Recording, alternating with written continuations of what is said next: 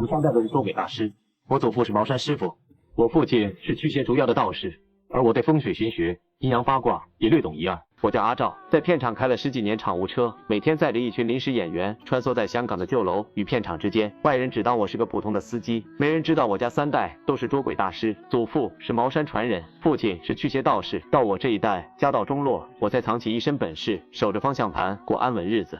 可同事听到我自曝身份，却以为我是在装13，根本不信。我也以为这辈子都不会再碰阴阳之事，直到这一年的7月15，那栋弥漫着湿气的旧楼把我重新拽回了人鬼交界的黑暗里。那栋楼在九龙的老街区，楼体斑驳，墙皮脱落，楼道里永远飘着一股挥之不去的腥腐味，像放坏的咸鱼，又像深埋地下的浮土，闻一次就刻在骨子里。房东是一个叫龙婆的老太太，眼神阴恻恻的，说话慢腾腾的，脸上永远挂着一种说不出的怪异，笑起来比哭还让人发毛。她把楼里的房间租得极便宜，在寸土寸金的香港，这种价格根本不合常理。可总有贪便宜的人一头扎进这口藏着厉鬼的棺材里。琪琪和波妹就是这样撞进来的，他们是片场的临时演员，每天跑龙套混合饭，想在娱乐圈搏一个出头之日，却连一间像样的出租屋都租不起。琪琪是个虔诚的教徒，性子倔，不信鬼神，总说世上所有怪事都是人心作祟。波妹胆子小，一点风吹草动就吓得睡不着。2个人性格截然相反，却成了最好的姐妹。她们一眼看中了龙婆的低价房。签合同的时候，我正好在楼下等剧组的人，远远看着龙婆盯着琪琪的眼神，像饿狼盯着猎物，我心里咯噔一下，那是阴气缠身的征兆。可我没上前多嘴，江湖规矩不请不就，何况我早就不想沾这些脏东西了。他们搬进去的第1晚，怪事就开始了。龙婆居然趁2人睡着，在门外唱起了诡异的歌谣。月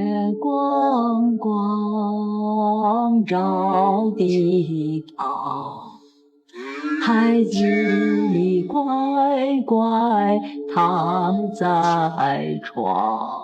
顿时一阵阴风吹进了2人卧室，一股诡异的力量瞬间扑向波妹，让她动弹不得。而琪琪却跟没事人一样阅读着圣经。不一会儿，波妹恢复行动能力后，告诉琪琪自己被鬼压床。可是琪琪是个教徒，根本不信。来到片场以后，波妹就把这件事告诉了大家。而扮演道士的西门却表示自己不仅会演道士，更是一个抓鬼大师。于是波妹就趁琪琪回老家的机会，请西门来抓鬼。只见西门拿出早就准备好的道具，一阵装模作样后，表示这里的鬼太凶，自己摆不平，说罢就走。波妹大惊失色，急忙拉住西门，我求求你别走，你帮帮我好不好？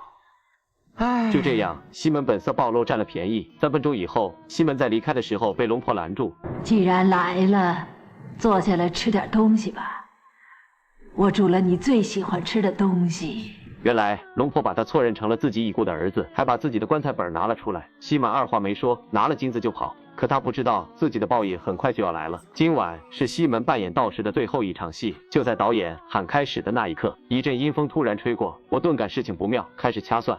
可为时已晚，只见一辆无人驾驶的汽车向西门撞去。我知道他是罪有应得，遭了报应，并没有阻止。就这样，西门被撞成了2半。可那只不开眼的恶鬼居然还想找我的麻烦，我只好出手给他一些颜色。琪琪和波妹非常害怕，导演就安排我送他们回家。可刚到楼下，我就感应到了刚刚的恶鬼。可我并不想多生事端，打算在楼下等待。可波妹却邀请我一起上楼，因为我们这类人有个规矩，不请不救。居然请了，那就有了因果，我不得不救。我想通过感应找出恶鬼，可被龙婆阻止。我只好劝说他收手吧。各家自扫门前雪，不管他人瓦上霜。做人管这么多闲事，不会有好结果的。一起来的龙套男趁机打开了房门，一股令人作呕的咸鱼味冲了出来。只有我知道，那并不是咸鱼，而是尸体。只能继续劝说龙婆：一个人死了，如果他的躯体得不到安葬，也就是不能安息，他的灵魂会留在人间，他的怨气会越来越大。人有7情6欲，鬼一样也有。你用不着跟我说这些，我已经是70多岁的人了，我知道怎么做。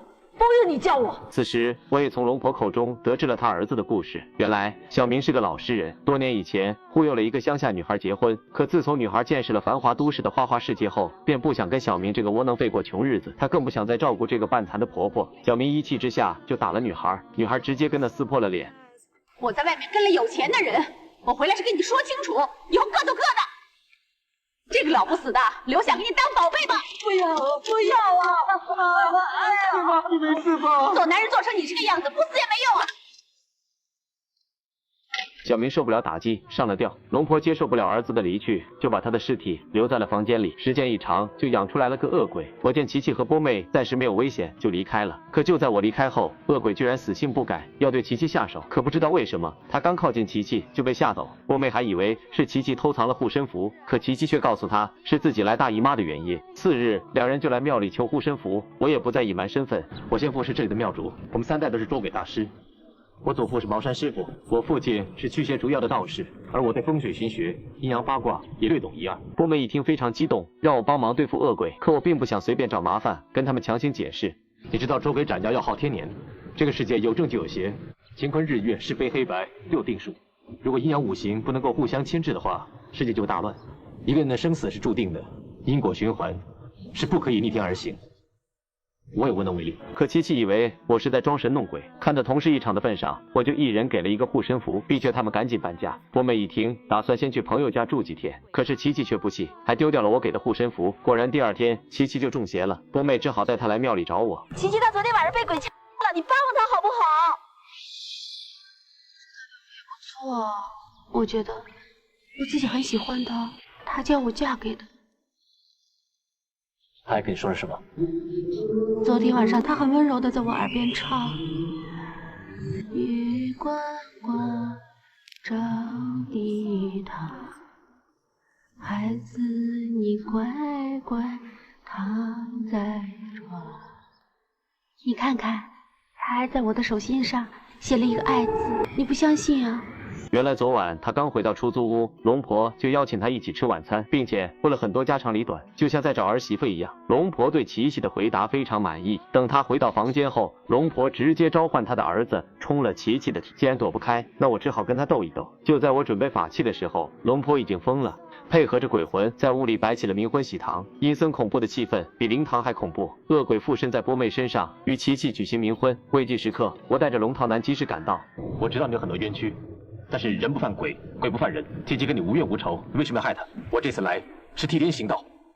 走着瞧！眼看却说无效，我立刻用符咒将恶鬼困住，然后让龙套男去消灭他的尸身。很快，他在衣柜里找到了干尸。你一看见干尸，就立刻用五行把它消灭。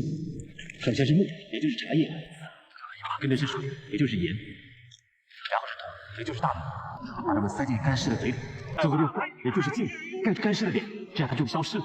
就在进行到最后一步时，干尸突然尸变，龙套男被吓得到处乱窜。他告诉我，就差火就搞定了，然后原地装死。我只好独自跟他们一家人对峙，并且趁着他们不知道五行阵的信息差，迅速找到镜子，将恶鬼超度。龙婆抱着重新变回尸体的儿子哭喊，被他迷惑的琪琪和波妹也恢复了神智。或许龙婆放下了执念，唱起了那首儿子喜欢的儿歌。月光光照地堂。那栋楼从此空了，成了九龙无人敢靠近的凶宅。后来有人问我，这世上到底有没有鬼？我想说有，但并不可怕。真正可怕的，从来不是阴曹地府的鬼魂，而是人心龙婆的执念，养出了厉鬼。琪琪的固执差点害死自己，波妹的恐惧引来了骗子，西门的贪婪赔上了性命。这世间最烈的湿气，从不是来自腐尸，而是来自人心深处的贪吃执。我依旧是那个片场司机阿赵，每天握着方向盘穿梭在香港的街头。到这里，我的故事也就结束了。我们下期见。